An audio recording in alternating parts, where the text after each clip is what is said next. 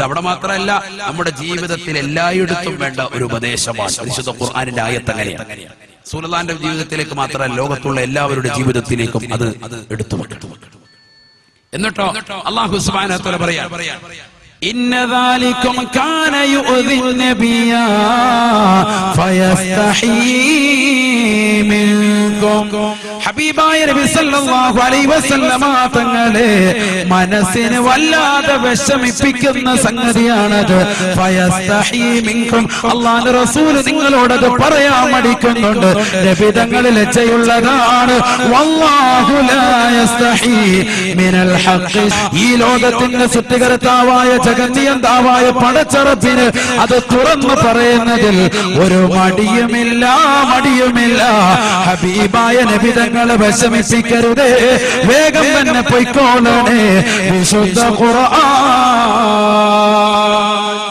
ഖുർആൻ ആയത്തിറക്കി വേഗം തന്നെ നിങ്ങൾ പൊയ്ക്കോ. കല്യാണം കഴിഞ്ഞു, വലീമത്ത് സൽക്കാരം കഴിഞ്ഞു, വേഗം തന്നെ നിങ്ങൾ പൊയ്ക്കോളുക. ഇവിടെ നിൽക്കണ്ട, റസൂലുള്ളാഹിന്റെ മനസ്സ് വിഷമിപ്പിക്കണ്ട. പരിശുദ്ധ ഖുർആൻ ഇങ്ങനെ ഹബീബായ നബി സല്ലല്ലാഹു അലൈഹി വസല്ലമ തങ്ങളെ അല്ലാഹു സ്നേഹിച്ചതാകുന്ന ആയത്തുകൾ എടുത്തു പറയാനാണെങ്കിൽ നിരവധിയാണ്.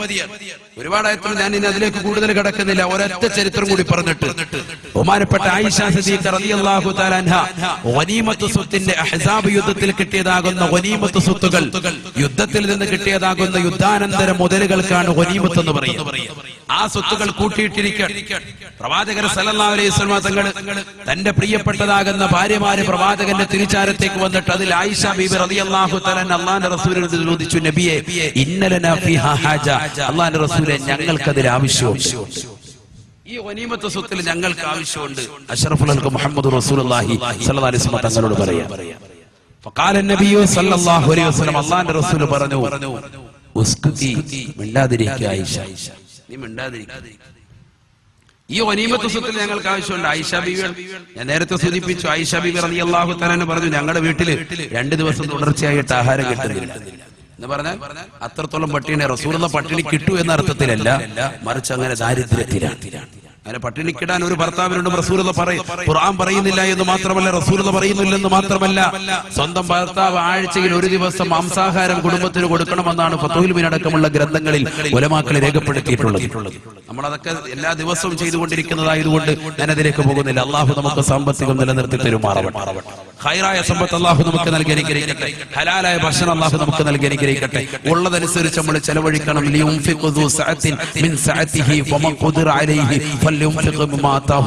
പരിശുദ്ധ ഖുർആനിന്റെ ആയത്ത്. കഴിവുള്ളവൻ അതിനനുസരിച്ച് ചെലവഴിക്കട്ടെ.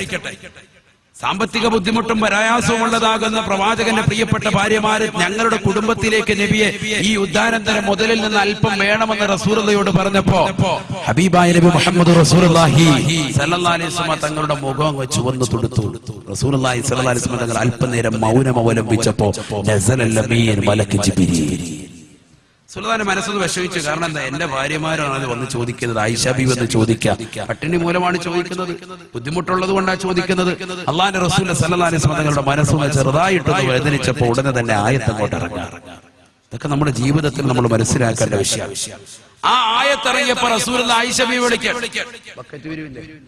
زر الريح المصطفى وزد إقامة به زرت حميم زاويا عن قلبك زلزال زال لا إله إلا الله وركة لا إله إلا الله محمد رسول الله رب رب ربه لم يعرف ولم يروب ربيبه لكن أضل القوم بالآراء لا إله إلا الله إلا الله لا إله إلا الله محمد رسول الله. അല്ലാഹുവേ നീ സ്വീകരിക്കണേ അല്ലാ, ഈ സദസ്സ് നീ സ്വീകരിക്കണേ അല്ലാ. ഈ സദസ്സിലേക്ക് സംഭാവന നൽകുന്ന മുഴുവൻ സഹോദര സഹോദരിമാരെയും നീ കബൂലാക്കണേ അല്ലാ. എല്ലാ വിഷമങ്ങളും പ്രയാസങ്ങളും നീക്കി കൊടുക്കണേ അല്ലാ. അപകടങ്ങളെ തൊട്ട് ദുരിതങ്ങളെ തൊട്ട് വിപത്തുകളെ തൊട്ട് നീ കാത്തു രക്ഷിക്കണേ അല്ലാ. ഖൈറും ബറക്കത്തും ചൊരിയണേ അല്ലാ. മക്കളെ സാലിഹീങ്ങളിൽ ആബിദീങ്ങൾ ഉൾപ്പെടുത്തണേ അല്ലാ. അവപ്പെട്ട സഹോദര സഹോദരിമാരുണ്ട് ഈ സദസ്സിൽ.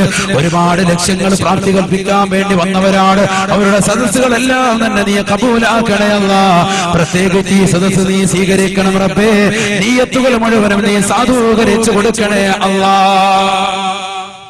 ആദരവായ നബി മുഹമ്മദ് റസൂലുള്ളാഹി സ്വല്ലല്ലാഹു അലൈഹി വസല്ലമ തങ്ങളുടെ ആയിഷ ബീവി റളിയല്ലാഹു തആല എന്ന് പറഞ്ഞു, നബിയെ ഈ അഹ്സാബ് യുദ്ധത്തിൽ കിട്ടിയതാകുന്ന ഗനീമത്ത് സ്വത്തിൽ നിന്ന് അല്പം, എല്ലാം വേണ്ട, അല്പം ഒന്ന് കിട്ടിയേക്കൊള്ളാം. فقال النبي صلى الله عليه وسلم ഹബീബായ നബി സല്ലല്ലാഹു അലൈഹി വസല്ലമ തങ്ങളുടെ അടുക്കൽ ജിബ്രീൽ വന്നുകൊണ്ട് ആയത്തിറക്കിയപ്പോ ഹബീബായ നബി സല്ലല്ലാഹു അലൈഹി വസല്ലമ തങ്ങൾ ആയിഷ ബീവിയെ വിളിക്കുകയാണ്. ആയിഷ ബീവി റളിയല്ലാഹു തആല അൻഹയോട് പറഞ്ഞവത്രേ, യാ ആയിഷ ഇന്നി അദ്കുറു ലകി അമറാ,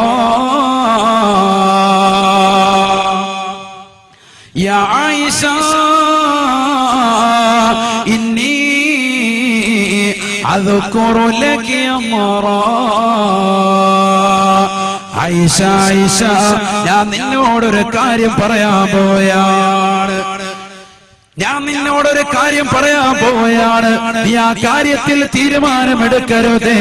ഹത്താ തസ്തഉമുരി അബവൈകി, നിന്റെ മാതാപിതാക്കളോട് കൂടിയാലോചന നടത്തിയിട്ടല്ലാതെ നീ ആ വിഷയത്തിൽ നീ ഒരു തീരുമാനമെടുക്കരുതേ.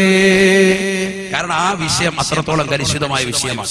അതുകൊണ്ട് റസൂലുള്ളാഹി പറഞ്ഞു, നീ ഒറ്റയ്ക്ക് തീരുമാനം എടുക്കണ്ട. നീ ആരോട് കൂടി ആലോചിക്കണം? വാപ്പായോടും ഉമ്മായോടും നീ ആലോചിക്കണം. ആര് പറയാ? മുഹമ്മദ് റസൂലുള്ളാഹി. ഹബീബായ നബി സല്ലല്ലാഹു അലൈഹി വസല്ലമ തങ്ങളുടെ ഈ വർത്തമാനം കേട്ടപ്പോ ആയിഷ ബീബി റളിയല്ലാഹു തആല അൻഹയ്ക്ക് മനസ്സിലായി കാര്യം എന്തോ ഗൗരവമുള്ള വിഷയമാണ്. ഹബീബായ നബി തങ്ങളോട് ചോദിച്ചു അത്രേ, വമാ ഹുവ യാ റസൂലല്ലാഹ്, എന്താണ് നബിയേ, എന്താണ് നബിയേ, എന്താണ് കാര്യമെന്ന് തുറന്ന് പറയണേ നബിയേ. ഹബീബായ നബി സല്ലല്ലാഹു അലൈഹി വസല്ലമ തങ്ങൾ ആയിഷ ബീബി റളിയല്ലാഹു തആല അൻഹയോട് വീണ്ടും പറയുകയാണ്, യാ ആയിഷ ഇന്നി അദ്കുറു ലകി അമറാ, ഞാൻ നിന്നോടൊരു കാര്യം പറയാൻ പോവുകയാണ് ആയിഷ. ഒരു കാര്യം നിന്നോട് ഞാൻ പറയാൻ പോവുകയാണ്. ഇത് പടച്ച റബ്ബിന്റെ കൽപ്പനയാണ് ആയിഷ. ലാ തസ്തഉമുരി ഹത്താ തസ്തഉമുരി അബവൈകി, നിന്റെ പ്രിയപ്പെട്ട മാതാപിതാക്കളോട് കൂടിയാലോചന നടത്തിയിട്ടല്ലാതെ നീ സ്വന്തമായിട്ട് തീരുമാനം ആ വിഷയത്തിൽ നീ എടുക്കരുതേ ആയിഷ. ആയിഷ ബീവി റളിയല്ലാഹു തആല അൻഹ ഹബീബായ നബി തങ്ങളോട് വീണ്ടും ചോദിക്കുകയാണ്, വമാ ഹുവ യാ റസൂലല്ലാഹ്, നബിയേ നബിയേ എന്താണ് കാര്യമെന്ന് തുറന്ന് പറയണേ നബിയേ, എന്താണ് കാര്യമെന്ന് അവിടുന്ന് തുറന്ന് പറയണേ നബിയേ. ഹബീബായ നബി തങ്ങൾ വീണ്ടും ഓർമ്മപ്പെടുത്തുകയാണ്, കാര്യം ഇതൊരു നിസ്സാര വിഷയമല്ല. അഹ്സാബ് യുദ്ധത്തിൽ കിട്ടിയതാകുന്ന ഗനീമത്ത് സ്വത്തുക്കള് തന്റെ പ്രിയപ്പെട്ട അനുയായികൾക്ക് വേണ്ടി വീതിക്കാൻ വെച്ചിരിക്കുന്നതാണ്. അത് വന്നുകൊണ്ട് ചോദിച്ചതാകുന്ന ആയിഷ ബീവിയോട് അല്ലാഹുവിന്റെ റസൂൽ പറയുകയാണ്, യാ ആയിഷ ഇന്നി അദ്കുറു ലകി അമറാ. ആയിഷ ആയിഷ ഞാൻ നിന്നോടൊരു കാര്യം പറയാൻ പോവുകയാണ്. ആ കാര്യത്തിന്റെ തീരുമാനം നീ ഒറ്റക്കെടുത്ത് കളയരുത് ആയിഷ. ഹത്താ തസ്തഉമുരി അബവൈ, നിന്റെ മാതാപിതാക്കളോട് കൂടി ആലോചന നടത്തണേ. റസൂലുള്ളാഹിയോട് വീണ്ടും ആയിഷ ബീവി പൊട്ടിക്കരഞ്ഞുകൊണ്ട് ചോദിക്കുകയാണ്, പേടിച്ചുകൊണ്ട് ചോദിക്കുകയാണ്, വമാ ഹുവ യാ റസൂലല്ലാഹ്, കാര്യം എന്താണെന്ന് പറയണേ നബിയേ, കാര്യം എന്താണെന്ന് പറയണേ നബിയേ. ഫഖാല നബിയു സല്ലല്ലാഹു അലൈഹി വസല്ലം ഹബീബായ നബി സല്ലല്ലാഹു അലൈഹി വസല്ലം തങ്ങൾ ജിബ്രീൽ വന്നുകൊണ്ട് ഓതിക്കൊടുത്ത വിശുദ്ധ ഖുർആനിൽ ആയത്ത് ഓതുകയാണ്.